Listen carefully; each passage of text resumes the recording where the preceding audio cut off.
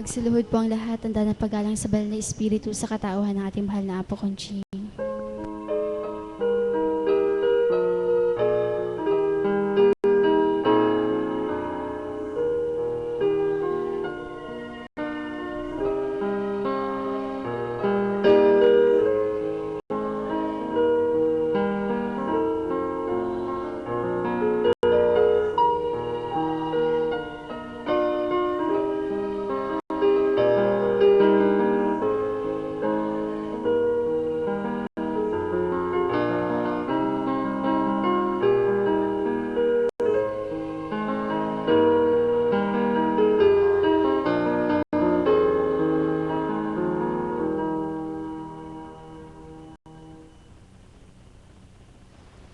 Sumainyo ang kapayapaan.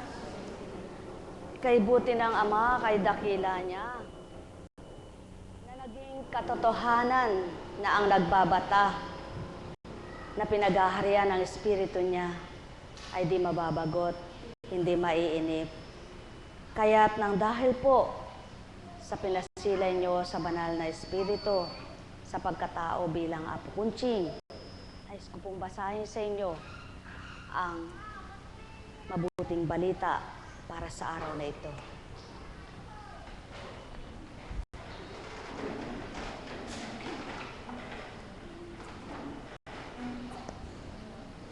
Bagamat anong oras na, subalit para kayong nahambing kay San Juan habang siya'y nasa loob ng tiyan ng kanyang inang si Elizabeth, na nagpubiglas, naggalawan ang kanyang mga bisig at paa nang maramdaman niyang dinalaw siya ni Maria. At yan po ang pawang katotohanan, nararamdaman ninyo bilang kayo'y nagpapakatotoo sa Espiritu. Kaya magalak po, magpuri ang nagbata na bukal sa kalooban niya. Patutuong ang pandama na nasa kanyang pagkatao, siyang nagkakaroon ng kapangyarihan, siyang nagbigay kapangyarihan sa inyong katawan upang magpumiglas ang inyong damdamin na bagamat mayroon ng gustong umuwi, napipigilan siya. Mayroong, ay, katagal pa pala kang maghintay, mamaya pa. Parang gusto ko nang umuwi. Subalit na naig pa rin po. Yung iba, hiyang tumayo. Yung iba, talagang gustong magbata. Buhay po ba ang Diyos? At ganyan po kabuti ang Panginoon. Ganyan siya kadakila. Kapag tinanggap mo siyang buong buo sa iyong puso, ang wika nga po doon sa kausap kanina, ano nga baga ang pananampalataya, pananalig sa Ama? Napapakita ba ito sa mga pananalita sa bibig ng tao o nararamdaman ito sa puso niya? At yan po ang pawang katotohanan. Ang pananampalataya ay hindi nararamdaman sa bibig at hindi nagmumula sa bibig. Sapagkat tulad po nitong si Elizabeth, nandun pa lang sa sinapupunan niya, itong si Juan ay galak na sapagkat damang-dama niya ang kapangyarihan ng Ama. Sanggol pa lang na nasa loob siya ng tiyan ng ina. Sa makatwid, ang puso ninyo ang nagpupumiglas, nag-uumapaw sa pagmimithing kayo ay makarinig sa banal na salita na mula sa Ama. Kaya't magalak magpuri po kayo, kayong mga natuwa, nasiyahan sa mga bahagi ng kapwa ninyo na nagbahagi sa inyo. Hindi po silang tinanggap nyo, hindi ang pagkatao ang tinanggap nyo, kundi ang Espiritong suma sa katauhan ng bawat isa. At siyaan ang hindi nababatid ng tao. Kaya napapakinggan mong mainam, ninanamnam mo, pinagninilayan mo ang bawat kataganang ninunukal ng bibig, binibigkas ng bibig ng tao na nangungusap para sa iyo. Hindi dahil siya ang tinanggap mo, kundi ang Espiritu na nakaugnay sa pagkatao ng nangungusap. At yaon ang nadama ni Juan kay Maria. Hindi pa niya nakita, hindi pa niya nasilayan si Maria, tulad nyo, na hindi pa nasilayan ang Espiritu, subalit nang dahil nadarama, nagpupumiglas sa puso nyo, na ito ay patuloy nyong damhin. Buhay ba ang Ama? Kaya, pakinggan niyo po ang mula kay Lucas. Hindi nagtagal at si Maria ay nagmamadaling pumunta sa isang bayan sa kaburulan ng Huda. Pagdating sa bahay ni Zacarias, binati niya si Elizabeth. Nang marinig ni Elizabeth ang bati ni Maria, naggagalawang sanggol sa kanyang tiyan. Napuspos ng Espiritu Santo si Elizabeth at buong galak na sinabi, "Pinagpala ka sa mga babae at pinagpala rin ang dinadala mo sa iyong sinapupunan. Sino ako upang dalawin ang ina ng aking Panginoon? Sapagkat pagkarinig ko ng iyong bati ay nagagalaw sa tuwa ang sanggol sa aking tiyan. Mapalad ka, sapagkat nanalig kang matutupad ang pinasabi sa iyo ng Panginoon." Mapalad nga talaga. Tunay ngang mapalad. Bagamat hindi ang Diyos Ama mismo ang bumaba kay Maria, tinanggap niya ang pahayag. Hindi siya nag-alinlangan na siya'y magdadalang tao. At ito namang si Elizabeth, sa pamamagitan ng kapangyarihan din ng Espiritu ay nagbuntis at naging daan ang pagkapipi ng kanyang asawa sapagkat hindi makapaniwala na magbubuntis pa. Sa edad nilang yaon, matutulad sila kay Abraham at Sarah. Mga minamahal, may imposible nga po ba sa Ama? Wala pong imposible. Kaya kayong mga nagbata, tuwirang sa isip at damdamin nyo'y magpakatotoo at maging ganap kayo, magkakaroon kayo ng kaluwagang pakiramdam. Damdaming hindi kayang liripin, hindi kayang ipaliwanag, kung kaya't itong si Maria ay nakaawit ng papuri. At sinabi ni Maria, "Ang puso ko'y nagpupuri sa Panginoon, at nagagalak ang aking espiritu dahil sa Diyos na aking tagapagligtas, sapagkat nilingap niya ang kanyang abang alipin, at mula ngayon ako'y tatawaging mapalad na nilalang sa lahat ng salinlahi. Dahil sa mga dakilang bagay na ginawa sa akin ng makapangyarihan, banal ang aking pangalan. Kinahahabagan niya ang mga may takot sa kanya sa lahat ng saling lahi. Ipinakita niya ang lakas ng kanyang mga bisig. Pinangalat niya ang mga palalo ang isipan. Ibinagsak niya ang mga hari mula sa mga kanilang trono at itinaas ang mga nasa abang kalagayan. Binusog niya ng mabubuting bagay ang mga nagugutom at pinalayas niyang wala ni anuman ang mayayaman. Tinulungan niya ang kanyang bayang Israel bilang pagtupad sa pangako niya sa ating mga magulang, kay Abraham at sa bayang lahi magpakailanman. Kay buti ng Ama, kay dakila niya. Ang bawat araw ay kapakinabangan, pagtitiwalang walang humpay, pagkat Ama ay buhay na buhay. Tulad mo, anak, sa iyong kalagayan, hirap na hirap kung ika'y pagmamasdan. Tuwirang sa paghinga mo lamang, ika'y nahihirapan sa iyong daladala, sa iyong tiyan, na akala ng iba'y nilalang iyan. At yan ang pawang katotohanan, mga minamahal. Ang bawat araw ay pakinabang kung tao lamang ay magsusuring tuwiran. Di man nasisilayan, magbibigay ng pakinabang, magbibigay ng ganti na mainam kanino man. buhay na hindi mamamatay, tuwirang nagsasambit ng pinakamainam, upang tao'y lumakas ang kalooban, sumigla ang katawan, madulutan ng sigla, maging kaibuturan. Kapayapaan ang kaisipan, magiging taglay ninuman, kung tuwirang amay, ganap masusumpungan. Sumainyo ang kapayapaan, pagharian kayo, mga minamahal ko. Kung hindi nyo pinanghinayangan ng oras na ginugol nyo, at tuwirang nakinig kayo sa mga nagbahagi sa inyo, at mararagdagan, masususugan pa ng mapapakinggan nyo, tuwirang mabubuhay ang pananalig at pananampalataya nyo. At yaon ang simula para lalo pang lumiksi, lumiksing tumikas katawang lupa mo.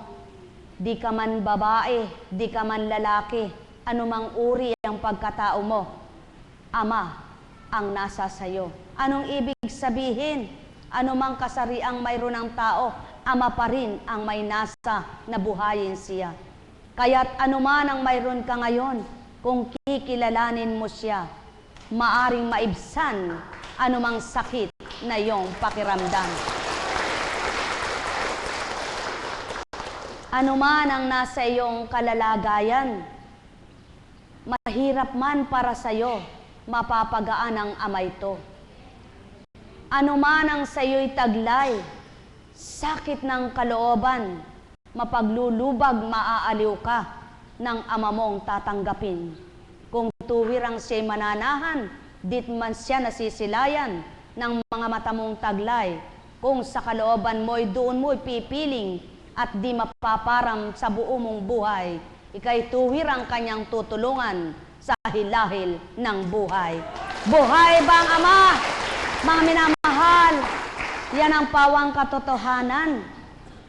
Kung natutulog ang diwa mo, maaring gisingin ng Espiritu Santo. Kung ang puso mo'y nasasakitan, nahihirapan, nasasaktan, maaring alisin yan at pagdakay galak, pagmamahal, sigla ang iyong kakamtan. Mga mahal, sumainyo ang kapayapaan. Buhay nga po ba ang Diyos?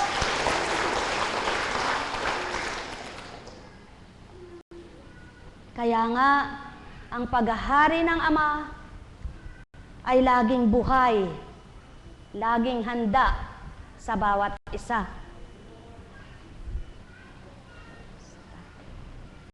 Ilang taon ka na? Ilang taon ka na? Ilang taon ka na?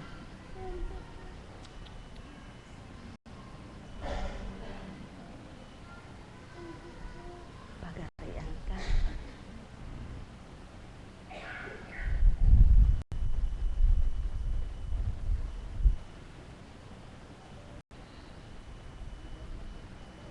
Mulahin ka para yun ang magpalakas sa iyo. Tibay lang ng loob.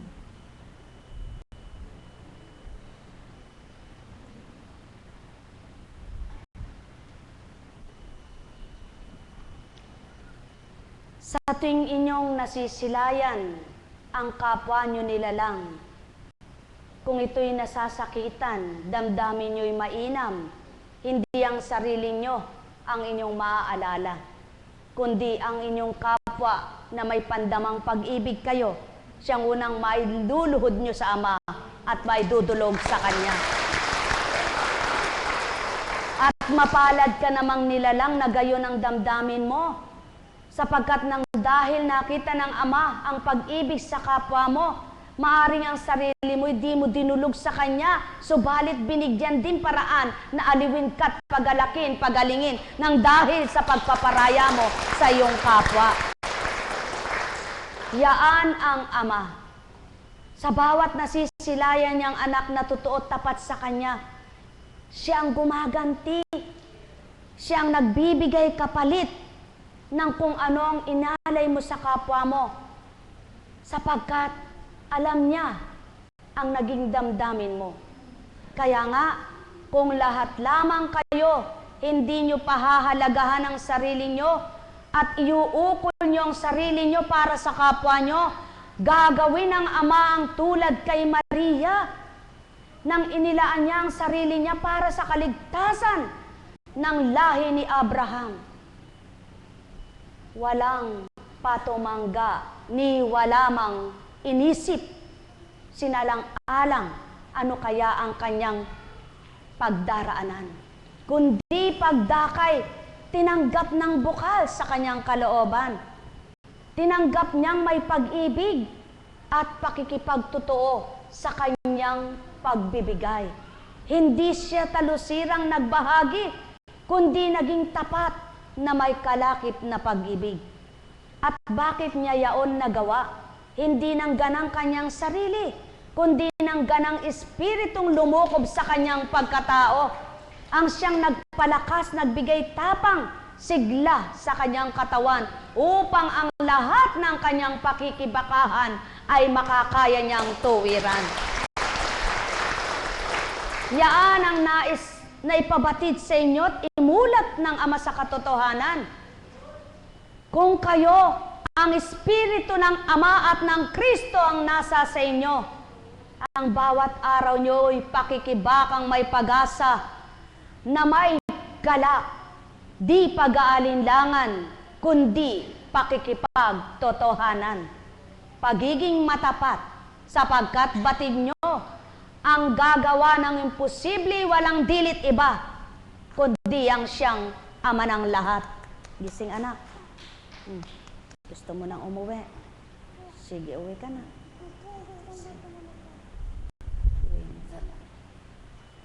Laban ka ha? Sige, uwi anak. Uwi.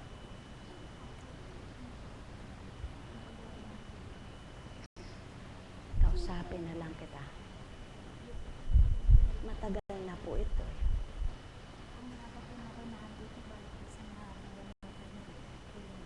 Hindi lang po siya na buwan. Sige, bumalik at kakausapin kita.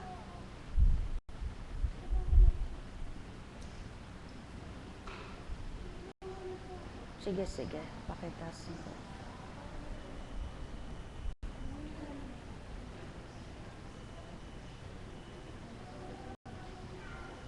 Yan po ang dahilan kung bagamat naantala, mapalad siya. Hindi nyo makikita ang pinagaling sa kanya, sapagkat hindi nyo makikita sa katawan niya kung ano ang pinagaling sa kanya. At mapalad kayo, mga minamahal ko, kung kakamti ninyo ang kagalingan ng kaluluwa at katawan nyo. Pagharian kayo. Pawang katotohanan ang sa akin tinuturan, magnilay magbulay ng tuwiran.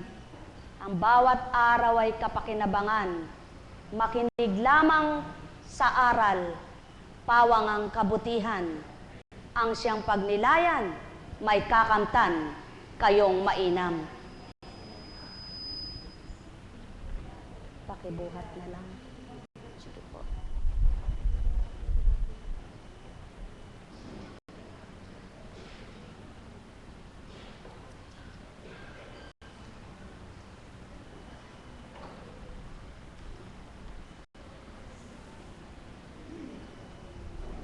Katulad niya, hindi siya pwedeng operahan. Kala niyo buntis siya, no? Mga mahal, sige anak, patnubayan kayo.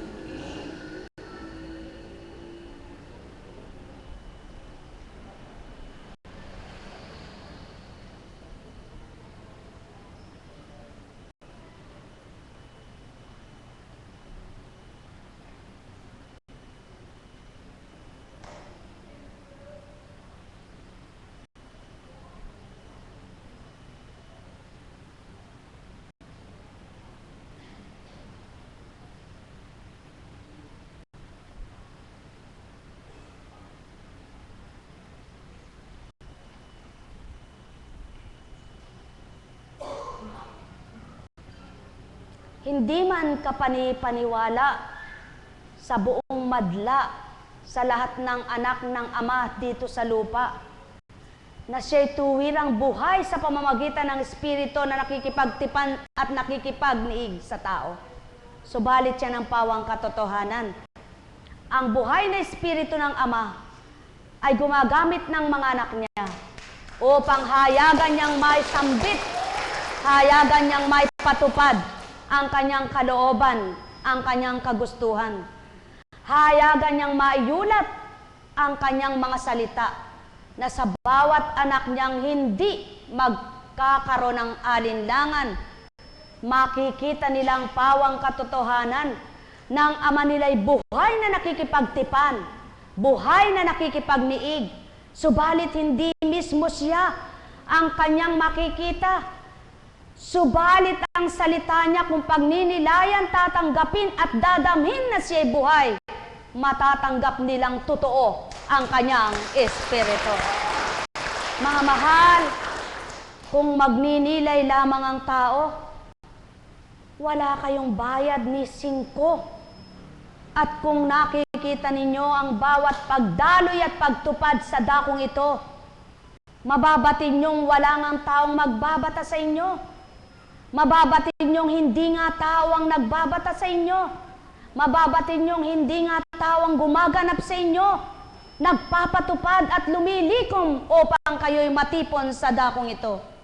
Kaya't kung inyong katapatan lamang tatanggapin sa puso nyo, kayo rin ay makikinabang. Kung di nyo man alinlanganin ang puso ninyo'y tanggap pagdakan nyo'y ama at anak, kayo rin ay magagalak. Sumainyo ang kapayapaan, pagharian kayo, mga minamahal ko. Anong silbi ng pagkain kung di mo na malasahan? At kung nalalasahan mo man kung wala nang silbi sa iyong katawan?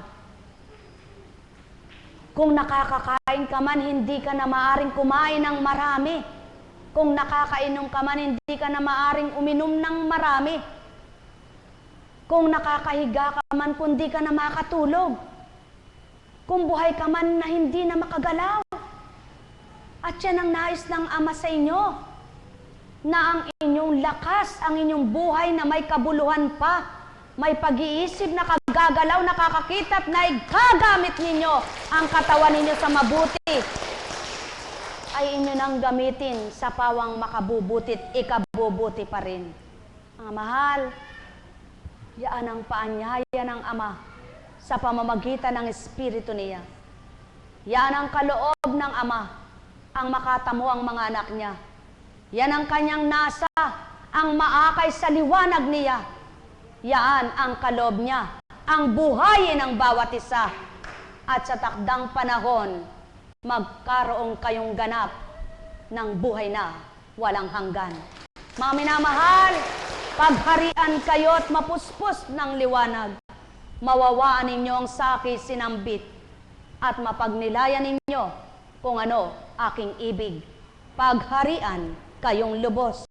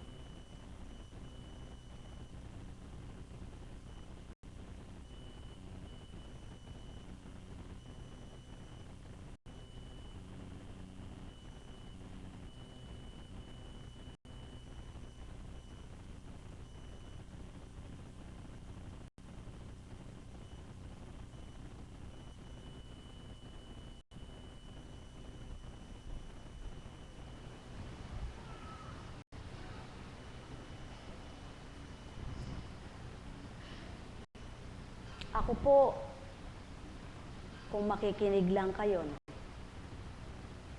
Bago kayo magpasuri sa, di naman nang hahamak ng mga manggagamot na iba.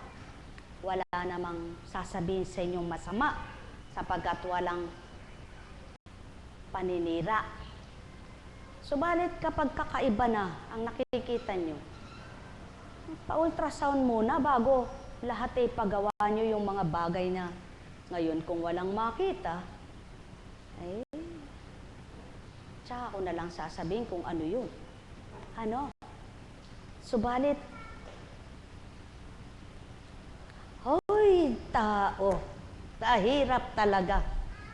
Kaya ang totoo, siyang napaparatangan ng tao.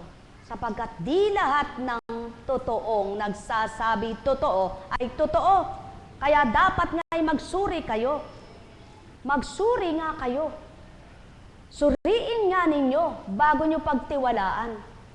Mag-uri ka muna ng mang-uri ka muna ng mang-uri. Dito sa dakong ito, malaya kayong magsuri. Sumuri ka muna ng sumuri. Magsuri ka muna bago ka maniwala. Tama yan. Hindi yung pag sinabi ganito, ganito, susundin mo na, susundin mo na, susundin mo na.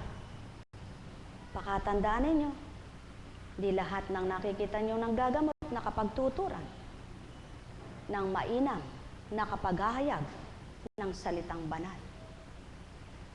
Alalaong baga, maging matalino kayo.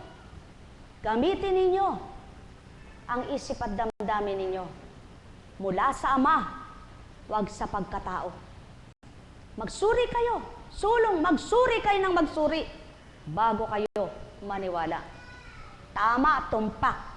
Kung matalino kang tao, bago ka maniwala, magsuri ka muna ng mabuti upang sa gayon, di ka mapalungi, di ka mapahamak. At yan ang dapat. Yan ang dapat at nararapat. Bago kayo magtiwala sa inyong kapwa, magsuri ka munang lahat. Lalo't higit kung ang iyong kalusugan ang ipagkakatiwala mo. Lalo't higit kung ang buhay mo ang ipagkakatiwala mo. Bago mo ipagkatiwala ang buhay mo, suriin mo, hilingin mo sa Ama mo. Hilingin mo sa tinatawagan mo, Diyos Ama ko at Kristo. Sa gayon ituturo sa iyo ang nararapat gawin mo.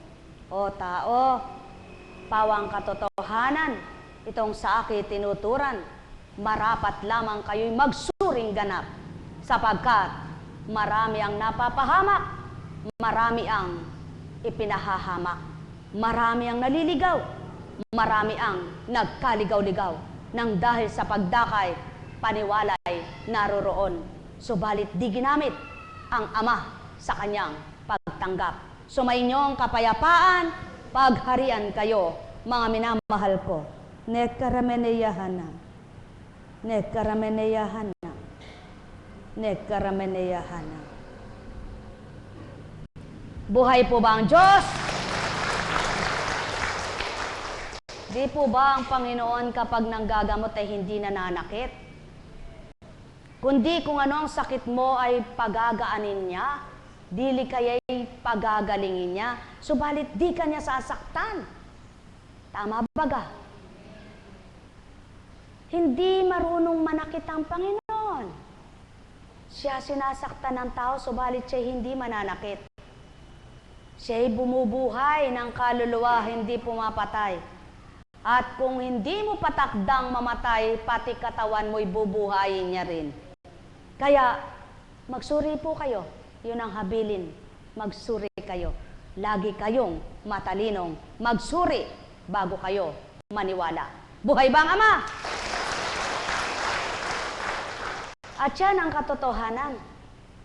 Hindi ka maaaring manlinlang ng kapwa mo o lokohin mo ang kapwa mo sapagkat kung niloko mo at nilinlang ang kapwa mo, sarili mo nilinlang at niloko mo.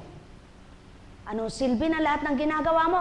Kung panlilinlang ang ginagawa mo, kung panloloko ng kapwa mo, may pakinabang ka man panandalian, mas marami ang kapahamakan at kaparusahan. Buhay ba ang Ama?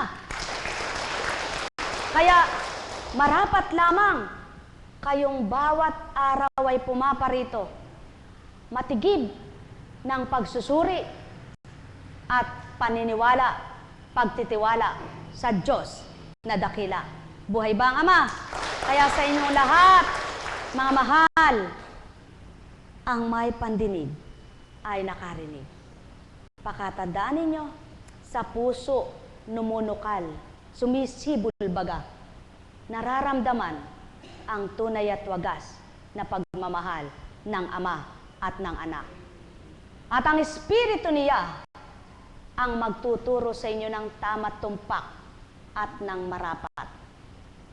Ang Espiritu rin ng katotohanan ang siyang magbibigay pandama sa inyo kung nararapat o hindi marapat. Kaya sa inyong lahat, pagpalain kayong ganap. Buhay po ba ang Diyos?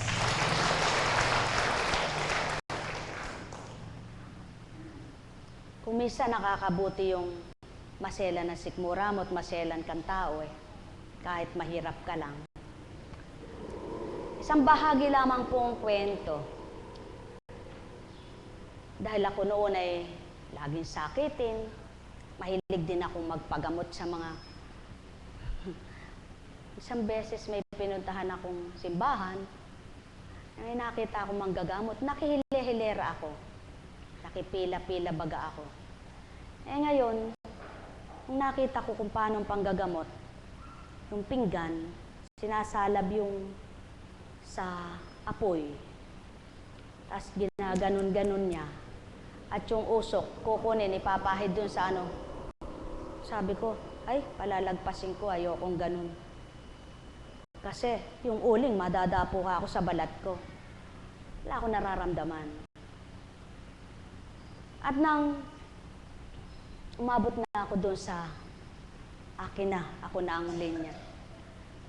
Sumulat siya sa isang papel at ibinigay sa akin.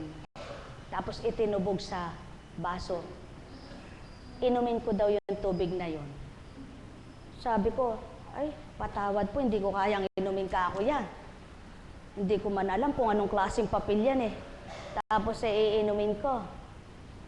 Inumin mo Eka, para gumaling ka hindi ko po kayang inumin yan. Sabi ko. Tapos, may bayad po ba? Sabi ko. Ay, kusang loob daw. Nakikita ko may nagbabayad. Nagbigay din ako ng 50 pesos. Tapos binigay sa akin yung papel. Inumin ko daw. Hindi ko po ininom yun. Tinapon ko. Salamat sa Panginoon. May nakasulat kasi doon Latin. Purihin, purihin, purihin ang Ama. Salamat sa bahagi niya. Wala po ako sasabihin sa inyo sapagkat hindi tayo maaring manira ng tao. Hindi pwede nasiraan mo ang kapwa mo. Hindi pwede magmagaling ka sa kapwa mo, naninira ka naman ang kapwa mo. Ang mga taong mapanira ng kapwa nila at mapanghusga ng kapwa nila at ang magaling ay sila, hindi totoo yan. Yun ang pawang totoo. Kung nakakakilala ka na kay Kristo, hindi ka manghihila ng kapwa mo na maninira sa kapwa mo tao. Sapagkat maliwanag ang tinuran. Huwag ka ekang mapagparatang. Huwag kang mapagbintang. Huwag kang mapanghusga. Huwag kang maninira ng kapwa mo. Ba't ugali ng tao? Nababasa niya yung sa Biblia, ba't naninira siya ng kapwa niya? Sa halip na sabihin niya, mabuti yan. Wala pa akong nakitang namatay dyan Mabuti yun. Gumaganda naman kang na, hindi ba't naniniwala kayo dyan? Sasabihin pa ng iba, di ba ga? Subalit, salamat sa Panginoon po. Kahit anong ginagawang paninira ng tao, na wala ka namang ginagawang masama sa kanila, subalit hindi nila matanggap na ikaw ay ginagamit ng Panginoon, na hindi ko alam kung anong espiritu ang nasa kanilang katawan. Kung totoong kilala nila ang Kristo, alam nilang may ginagamit ang Diyos Espiritu. Buhay po ba ang Diyos? Kaya yung taong hindi naniniwalang may ginagamit na tao ang banal na Espiritu, sa demonyo yun. Bakit? Sapagkat alam mong buhay ang Diyos, Espiritu. at kaya naririto sa lupa ay dahil kay Kristo muling nagbalik at nagbalik sa lupa. Buhay ba ang Ama? Nababasa mo sa Biblia, sa pagbabalik ng aking espiritu, siyang magbibigay ng katotohanan upang makadaya ang sinuman. O bakit hindi nila matanggap na may Espiritu Santo na ginagamit ay tao? Ay sino gagamitin? Yung kalabaw, yung kabayo, yung baka, o halaman. Kaya po mga mahal, magsuri kayong mabuti. Bawat nag-aakay sa inyo, sulong. Kung mabuti, tanggapin nyo. Kung makasasama sa inyo, iwasan nyo. Subalit, huwag pagdakakaraka ay tumanggap nga kayo. Maliwanag yun. Dapat lamang na magsuri kayo. Kaya po kayo, sa dakong ito, araw-araw magsuri kayo. Kung may espirikitik, kung may magic, para nang sa gayon, makita nyo kung huwad. Tama, tumpak, magsuri ka, tao. Buhay ba ang Ama? Kaya sa inyong lahat, pagharian kayong ganap. Nawa kayo'y makinabang sa mabuting hain ng Ama. Nawa kayo'y makatanggap sa mabuting balita niya at maunawaan ninyo ang mga layunin ng Kristo at ng Ama sa buhay ninyo. Hindi lamang sa tinapay nabubuhay ang nilalang. Sa tuwin ay lagi niyong tatandaan kung walang magpapakabuti at totoo at magkikipagtotoo, walang tatanggap sa Espiritu Santo at magpapakapagal na tao. Kaya nga, ang Espiritu ng binahagi kay Maria, ang Espiritu na binahagi kay Elizabeth, ang Espiritu na binahagi sa mga apostol, hanggang sa mga saling lahi na ginamit ng Ama sa lupa, ay Espiritu ng katotohanan at Espiritong banal. Buhay bang Ama? Kaya, kung ang Espiritu ang naghahari sa iyo, natututo kang umunawa. Yung kapwa mo na dati ay hindi mo maunawaan, ano ba yung kanyang ginagawa? Dahil ang Espiritu ng katotohanan ang nasa iyo, naunawaan mo yung totoo at hindi. Buhay bang Ama? Kaya mga mahal, yan po ang pakatandaan ninyo. Hindi lahat ng nagsasabi ng napakaganda, napakamalumanay, napakamahinahon, napakamabanal ay totoong tao. Hindi doon nakukuha ang kabanalan. Hindi sa kabanalang magandang sinabi. Malumanay magsalita. Para bagang kaakit-akit. Kung susuri naman ng Ama sa sariling tahanan niya, sa kanino mang kapwa niyang di niya gusto, kung makitungoy parang aso. Mga mahal, yan ang pawang katotohanan. Ang nasa katotohanan, saan man magtungo, sino man ang kasama, saan man kaharap, pantay lang. Hindi niya inaano yung kanyang, kung ano kaya matatanggap niya, kung ano makukuha niya. At hindi niya tinatangi kung sino man siya. Pantay lamang, anak ka man ni sinong hari. Wala kang tatanggaping hari, kundi ang tunay mong hari. Buhay bang Ama? Mga minamahal, kung maaakit mo yung kapwa mo sa mabuting pananalita mo, subalit ang Ama mo naman ay tinatakwil ka, masaya ka ba? Hindi baling ang kapwa mo ang tumakwil sa iyo. Ang Ama mo lamang na may karapatan sa buhay mo, siyang lumugod at malugod sa iyo. Mapalad kang tao. Buhay bang Ama? Kaya mga mahal, sumainyo ang kapayapaan. Ang nananahan sa kabutihan at ang kabutihan ng nasa kanya, walang iniisip na masama sa kapwa niya. Kaya nga, ang pawang mabuti, ang laman ng diwa, at ang pawang pagmamahal, ang sumisibol sa damdamin. Pagpalain kayo. Sumainyo ang kapayapaan, mga minamahal. Buhay po ba ang Diyos? Kaya, alam kong may magagawa ang Ama. Alam kong may magagawa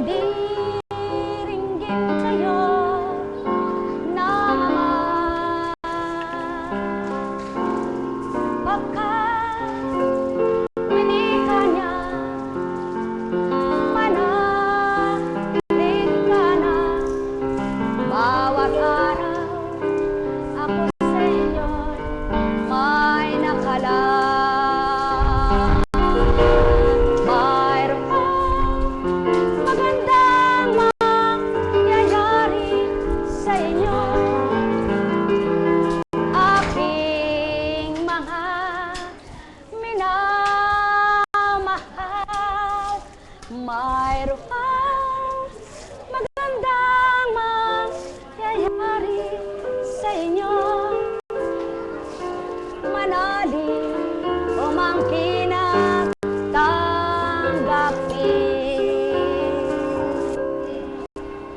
Buhay nga po ba ang Diyos? Napakabuti ng Ama. Napakadakila niya. Aanhin mong gagamutin ang kapwa mo.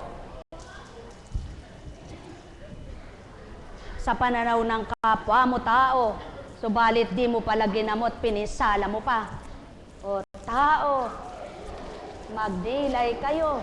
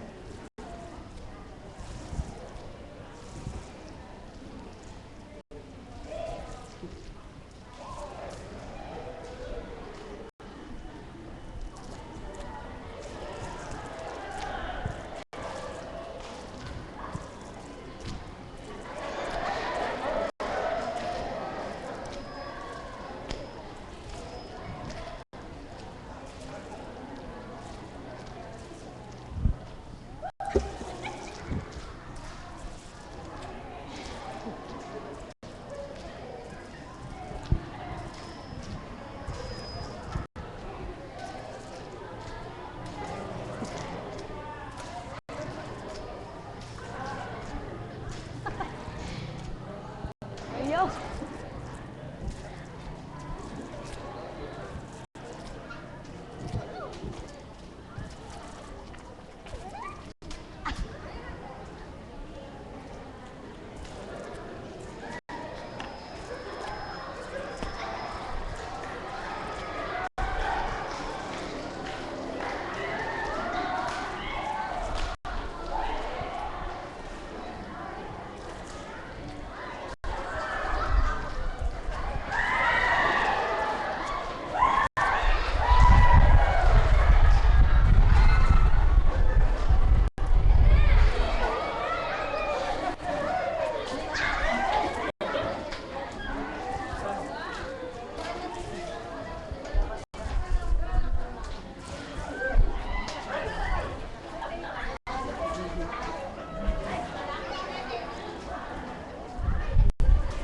Nang dahil sa pag-ibig ng Ama, iba't ibang kaparaanan ang ginagawa niya.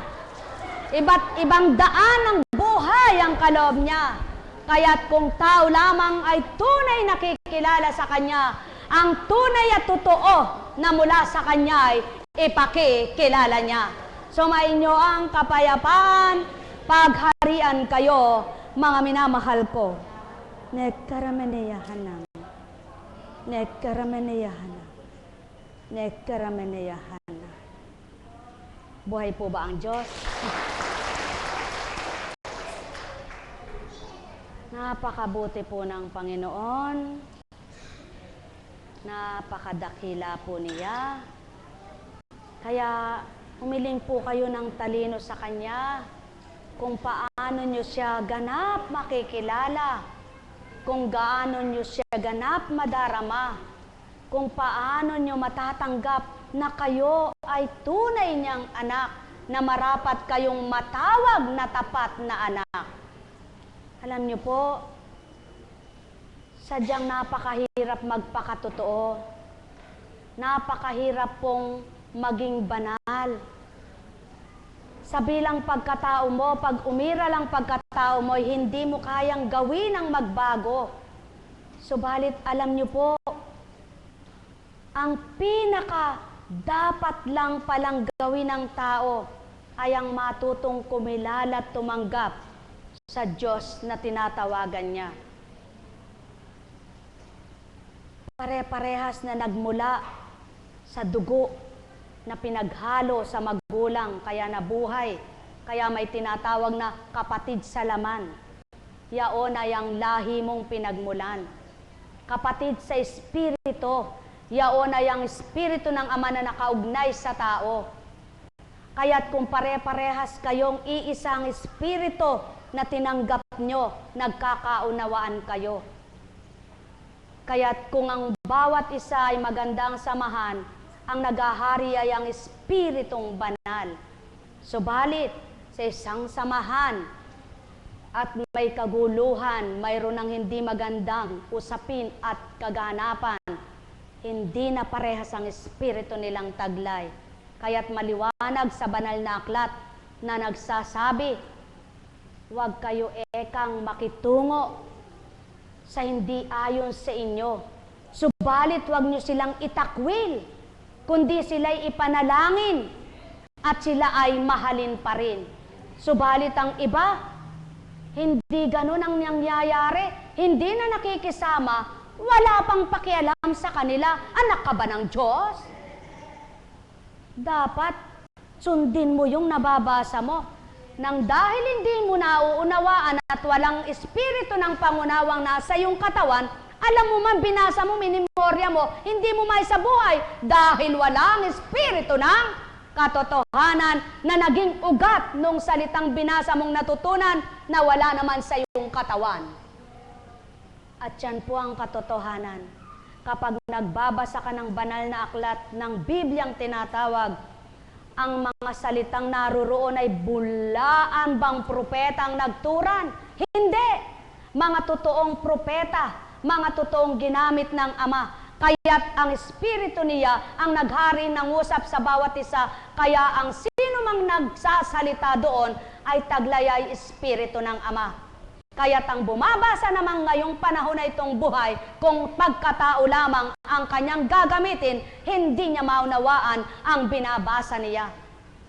Kung wala siyang espiritu ng katotohanan, espiritu ng banal na naghahari sa kanyang katawan, magmememorya man siya, hindi niya kayang tupdin gawin dahil wala siyang pwersa at lakas na gawin niyang magpakabuti bilang tao, sapagkat ang banal na pinag-aralan ng salita at natutunan niya yung salita, ang pinagmulang banal ay di niya natanggap. Kaya, upang matanggap nyo at maunawaan ang mga binabasa nyo, humingi kayo sa pinagmula ng banal na salita, ang Espiritu ng Ama, upang ang bawat kataga na inyong natutunan ay may sa buhay nyo, sapagkat yaon ang dahilan kaya't nakapagsasabuhay ang mga nakakaalam. May tibay na labanan, may tibay na tupdin ang kagustuhan ng Ama at labanan ng sarili nang dahil nang matutunan ng salitang banal, ang nagturo ay ang banal na pinagmulan ng salita. Mga mahal, ang may pandinig ay nakarinig. Kaya, samba ka man ng samba, simba ka man ng simba, luhod ka man ng luhod, walang nababago kung pagkataong pagkatao umiiral sa iyo. At ang nakapagpapabago ay ang magbabago sa tao, ang Espiritu Santo. Kaya mga mahal, magsuri nga kayo. Maliwanag na dapat kayo'y magsuri sa dakong ito. Kahit saan kayo magtungo, suriin nyo ang bawat salita ng kapwa nyo. Ang pulutin nyo'y mabuti, ang masama'y iwaksi. Subalit sa dakong ito, pakatandaan ninyo, wala kayong may tatakwil na salita. Lahat kung pupulutin nyo'y pawang makabubuti sa inyong sarili. Sapagkat lahat ng ituturan sa inyo, pawang sa ikabubutit makabubuti sa inyo, pawang magiging daan ng inyong pagkatao'y mabagong totoo. Sapagkat kayo'y mahal na mahal, tuwirang tinuturan, mahal na mahal. Sumayinyong kapayapaan, pagpalain kayo. Nekkarameneyahana. Nekkarameneyahana. Nekkarameneyahana. Buhay po ba ang Diyos? Kaya, paano po? Oras na hapon na, ano? Kayo po ba'y nainip? Sayang po ba yung oras nyo? Alam nyo po, kapag tinanggap nyo ang Panginoon, nagumapaw sa galak ang puso nyo. Kaya, nalilimutan nyo yung mga problema ninyo. At kapag naman pinagtiwalaan mong salita ng Panginoon, sigurado, Kaya po may hiwagang nangyayari yung sinasabing sa kagipitan, doon siya dumaratan. Yung po bang ipit na ipit ka na sa pangyayaring wala na talagang pag-asa kundi yung gagawin niya na lang. Kapag pinagtiwalaan mo, tunay na pakikita niya ang kanyang hiwaga. At doon po kayo dapat nakatuon at magtiwala doon sa kanyang mahiwagang gawa. Buhay po ba ang Diyos? Kaya yun ang pagtiwalaan nyo, ang kanyang mahiwagang gawa, ang kanyang mabuting salita, at ang kanyang banal na mga aral. Sigurado, sabi ng tao, pasubali ng Ama, walang mapapalungi, mapapahamak, at mamamatay ng mulat ang mata, kundi nakapikit, tanggap niya ang kamatayan niya, sapagkat nasiyahan ang puso niya, naaliw ang kaluluwa niya, binuhay ng Ama sa pamamagitan ng kanyang Espiritu. Buhay na di mamamatay, noon, ngayon, at magpakailanman. Sumainyong kapayapaan, pagpalain kayo. May bukas pa sa inyong buhay. Huwag damdamin ang kasawian. Sa tuwina'y magsumika, ang Ama ay matanggap. Tuturuan ka niya ng lahat-lahat ng pawang makakabuti, ikakabuti mo kanyang anak, liligaya ka, makakamtan mo ang tagumpay. Kaya halina, halina kayo, bawat araw ng buhay nyo'y ilagak na sa may ipagtiwala, gagawin niya ang marapat, ilalagak niya ang tuwirang sa'yo'y galang. Kaya halina,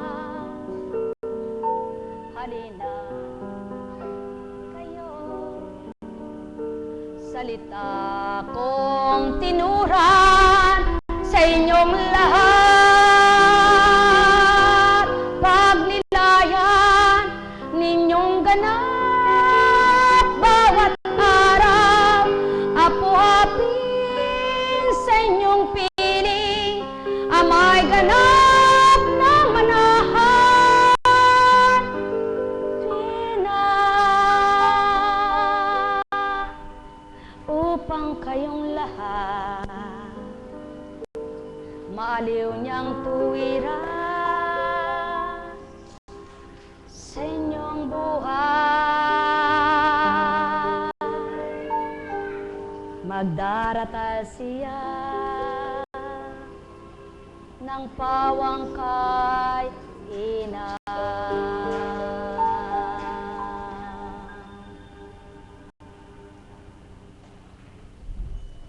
Laban.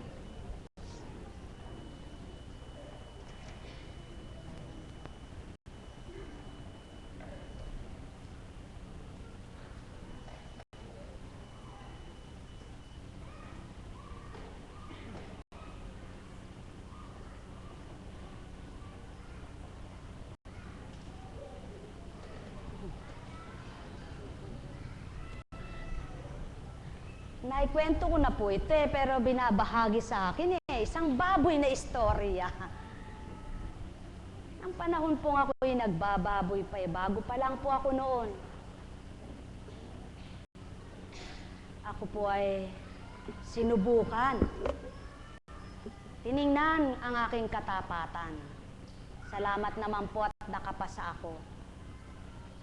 May baboy po ako na talagang suka ng suka, tubig na tubig ang dinudumi, nakahandusay na. Ayaw kumain, ni hindi na makatindig. Sabi nung veterinary ko, ay, ilibing mo na eka, ayan, mare. Sapagkat eka, baka mamaya makahawa pa. Sabi ko, para yata hindi ko kayang ilibing ang buhay. Pukpukin na lang daw ng mamatay. Parang di ko kayang pukpukin yung buhay. Bahala na ka ako. Ang Diyos ka ako hindi naman siguro ganon. Di may katabi po siyang kulungan. Sa dalawang kulungan na yan, pintuan ng pagitan at bakal-bakal. Pag daw naamoy nung katabi niya yung suka, baka maring mahawa. Ano baka ako sakit niyan? Di ko kakayang paliwanag kung ano ba sakit niyan. Sabi ko, naku, pag ginusto ka akong buhayin ng Panginoon niyan, mabubuhay. Alam niyo po, dadalawin ko siya, tinitingnan ko, sabi ko, Panginoon, kung gusto mong buhayin to, mabubuhay. Sabi ko, asahaplusin ko siya. Sabi ko sa kanya, lumaban ka, mabubuhay ka, mabubuhay ka. Tapos, gaganyan-ganyan yung baboy. Alam niyo po, tumubo pa ako sa baboy na yon. 83 ang naging timbang, hindi siya kumakain matagal, di ako nalugi. Buhay po ba ang Diyos? Kahit na tumagal siyang hindi naibenta dahil mahigit po yatang 1 buwan yon. Nakaratay siya, hindi siya talaga po napakabuti ng Panginoon. Doon niya po dinatal ang pangungusap na kahit eka, ang patay ay nabubuhay. Ang buhay pa kaya na di umasang mabubuhay pa siya ng maluwat kapag aking nasa. Totoong-totoo po, may isang baboy naman ako na pagkataba-taba, pagkaganda-ganda, kalakas kumain, isang araw nagisingan. Pinakita lang ng Diyos na kung sino yung inaasahang mamatay, nabuhay. Yung inaasahang kikita maganda ang katawan, nalugi ka. Kaya habang ang itlog ay wala, wag mo munang bilangin. Habang yung itlog ay di pumupisa, wag mo bilangan ng kiti. Tama po ba? Sapagkat maring mawala yung kiti at hindi lahat ay mapisa. Subalit ang Diyos, pakatandaan po ninyo, kapag inasahan mo ang kanyang salita, lahat may binuhay mo at binuo sa iyong diwa, walang hindi siya ibibigay sa takdang araw na ibibigay. Totoo po yan. Sapagkat ang lahat ay may takda. May takda. Tandaan po ninyo. Maliwanag po, may takda ang pagtatanim. May takda ang pamumunga. May takda ang pag-aani. Di po ba? May takda ang pagdadalang tao. Pagpapanganak o pagluwal ng bata. May takda rin ang kamatayan. Lahat po may takda. Kaya, kung tunay kang nagtitiwala, nananalig, sama, yung takda ay lagi mong pagtitiwalaan. Yung ibinibigay niya, hindi po ba? Sabi niya, magpagal ka ng magpagal. Gantimpala mo'y mainam. Kung pawang kabutihan, ginampanan mo araw-araw. At hindi ngayon, gumawa ka ng mabuti sa kapwa mo, ngayon din ang ganti sa'yo. Kapag gumagawa ka, nabukal sa puso mong hindi mo inaasahan yung ganti, maligaya kang tumutupad, maligaya kang sumusunod, maligaya kang gumaganap. Hindi mo iniisip yung pakinabang na ibibigay agad, parang baliwala sa yung pagtupad mo. Sapagkat masigabo ang katawan mo, maliksi, malakas, may galak kang tumutupad sapagkat hindi mo inaasahan yung kung ano pakinabang na yon. Sapagkat alam mo, ang bawat ginagawa mo, sa Diyos ang pakinabang. Yun po yung hindi mo namamalayan, yung binibigay niyang sorpresa. masurpresa ang Diyos. Pakatandaan po ninyo, lagi siyang gumagawa ng kahiwagaan dun sa hindi mo inaasahan. Kaya't may salitang, di mo malikat-likat, di mo malirip. Kamukat-mukat ng iyong mata, makita mo ay ang pagpapalang tinanggap mo. Ang mga salitang itong hindi kayang maunawaan ng tao. Subalit, ang nagmula sa salita at ang pinagmula ng salita, kung tatanggapin mo, mauunawaan mo ang kanyang salita. Buhay ba ang Ama? Kaya kayo pong lahat, kahit kayo'y ginabi o hinapon, kung tinanggap niyong bukal sa puso niyo, ang sa inyo'y pinakikilala at nakilala ninyo, uuwi kayong may galak sa puso niyo. Kaya sa inyong lahat, taglayin ninyo ang liwanag, dalhin ninyo sa kalooban ninyo ang kung ano ang Ama at ang Anak sa pamamagitan ng Espiritu Santo. Sigurado, sabi nga ng tao, may pakinabang, nakakamtin at nakamtan kayo. Pagpalain po kayo. Tayo na po para may bukas pa.